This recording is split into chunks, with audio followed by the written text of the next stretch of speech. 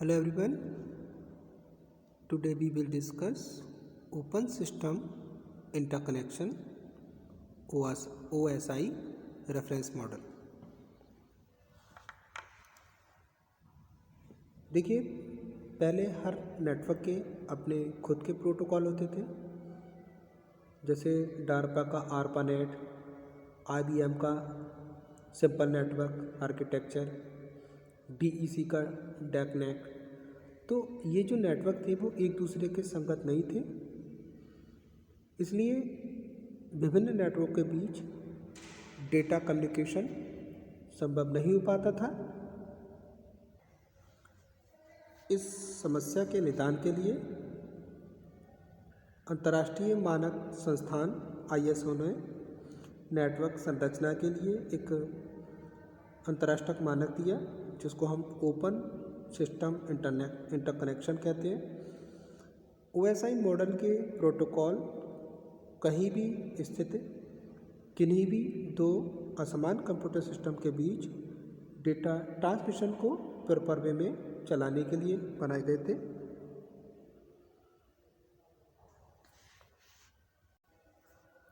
इस मॉडल को कंप्यूटर के बीच की कनेक्टिविटी के लिए आवश्यक फंक्शनल लेयर्स को सार्वभौमिक रूप से स्टैंडर्ड बनाने के लिए बनाया गया था। कम्युनिकेशन सेशन से होने वाली प्रक्रियाओं के आधार पर OSI मॉडल को 7 अलग अलग फंक्शनल लेयर में विभाजित किया गया। हर परत में हर लेयर अपने से ऊपर की लेयर को कुछ सर्विस प्रोवाइड कराती है। वास्तव में जो ऊपर की लेयर है वो नीचे की लेयर की कार्यप्रणाली को विस्तार से जानने की आवश्यकता नहीं रहती। कम्युनिकेशन में यूज़ होने वाले कंप्यूटर के बीच जैसे कि हर लेयर का अपनी संगत लेयर से उस परत के प्रोटोकॉल के अकॉर्डिंग काल्पनिक कम्युनिकेशन होता है। इस मॉडल की 7 परतों को अलग अलग फंक्शनल लेयर में विभाजित किया गया है। इसका मेन पर्पस विभिन्न सिस्टम के बीच में कम्युनिकेशन को स्थापित करना है, और ये कम्युनिकेशन हार्डवेयर और सॉफ्टवेयर के लॉजिक में बिना परिवर्तन के होता है। ये कोई प्रोटोकॉल नहीं है, जबकि ये एक ऐसा मॉडल है जो कि नेटवर्क आर्किटेक्चर की डिज़ाइनिंग के लिए बनाया गया है। इन 7 लेयरों में पहली फिजिकल लेयर, दूसरी data link layer, third network layer, fourth transport layer, fifth session layer, sixth presentation layer and seventh application layer. तो इस टाइप की इसमें 7 तरह की लेयर होती हैं। जो फिजिकल लेयर है वो बिट में चेंजेस करती हैं। डेटा लिंक लेयर बिट से फ्रेम में, नेटवर्क लेयर 1 रैम से पैकेट में, transport layer end to end deliver करती है, सेंसर लेयर सिक्योरिटी देती है, presentation layer encoder and decoder करना होता है इसका काम, और एप्लीकेशन लेयर ये रिसोर्सेज को अलाउ करती है। अब हम बात करते हैं फिजिकल लेयर की। तो सबसे लास्ट वाली लेयर फिजिकल लेयर होती है। ये लेयर बीट्स की चेन के ट्रांसमिशन के लिए जवाबदार होती है।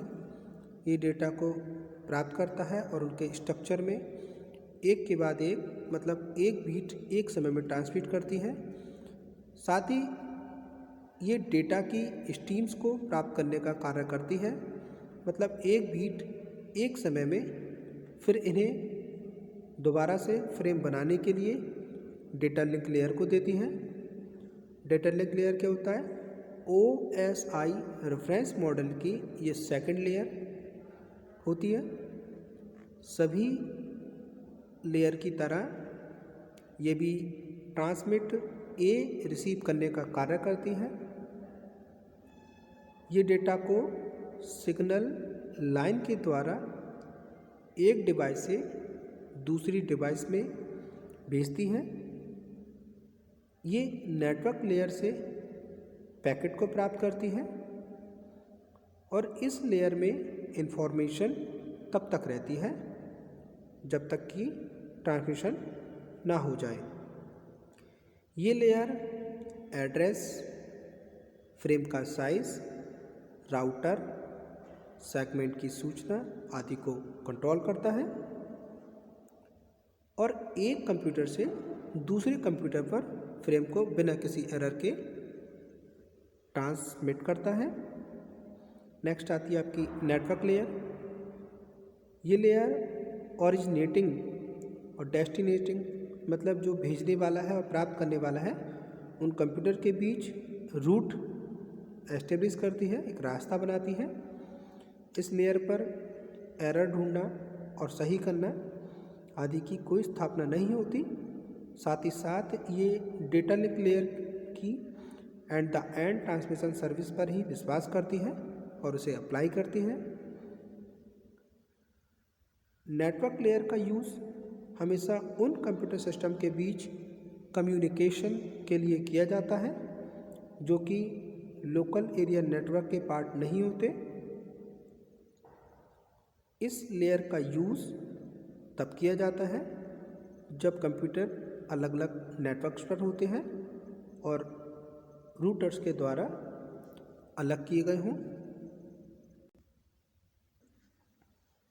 नेक्स्ट होती है transport layer.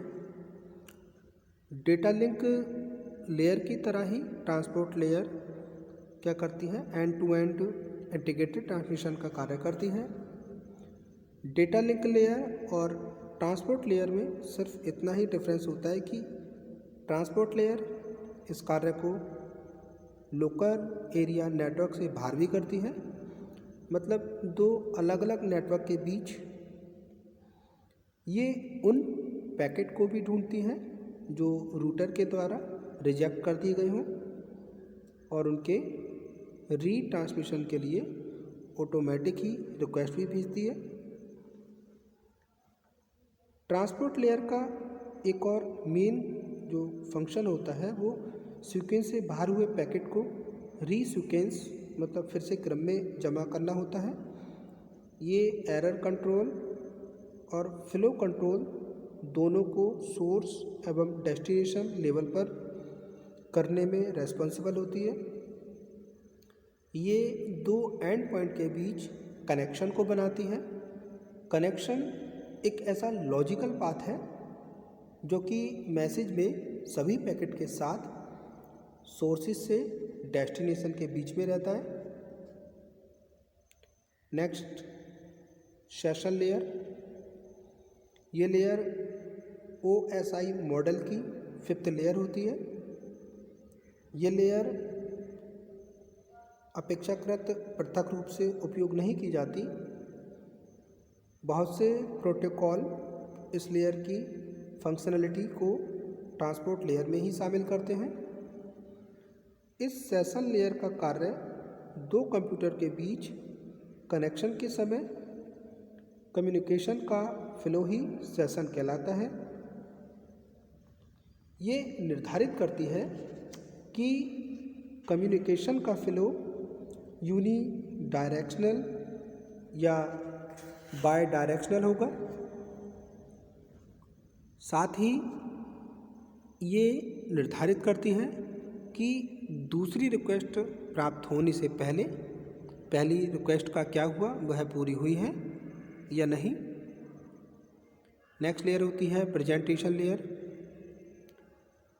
Presentation layer data को एनकोड करने के तरीके को कंट्रोल करती है।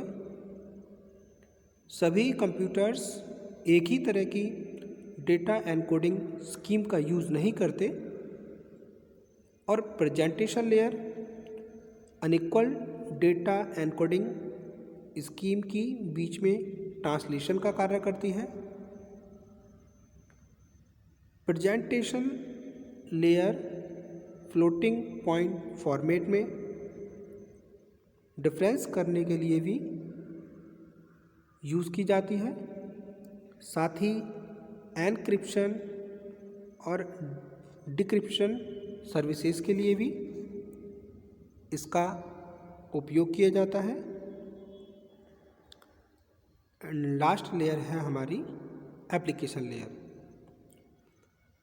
OSI मॉडल की टॉप लेयर को एप्लीकेशन लेयर कहते हैं।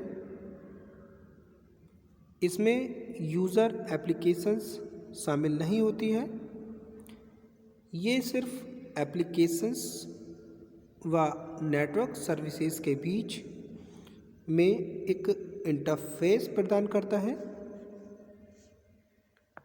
ये लेयर यूज़र एप्लीकेशन को डायरेक्ट सपोर्ट करने की सर्विसेज प्रोवाइड करती है। ये सर्विसेज जैसे डेटा एक्सेस,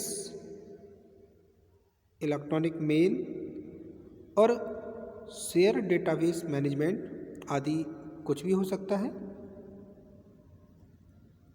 ये लेयर दूसरे कंप्यूटर की एप्लीकेशन के साथ कम्युनिकेशन का सपोर्ट करती है। ये यूज़र में डायरेक्टली कम्युनिकेट करती है। ये कुछ सर्विस भी प्रोवाइड कराती है, जैसे mail services, version terminal, file transfer, email आदि। तो एप्लीकेशन लेयर यूज़र के लिए होती है। ये यूज़र को नेटवर्क सेवाएं, जैसे हमने अभी डिस्कस किया था, जैसे फाइल है, ईमेल है, वर्जन टर्मिनल है आदि जो फैसिलिटीज़ हैं ये प्रोवाइड कराती हैं। आज की वीडियो के लिए इतना ही। Thank you very much students.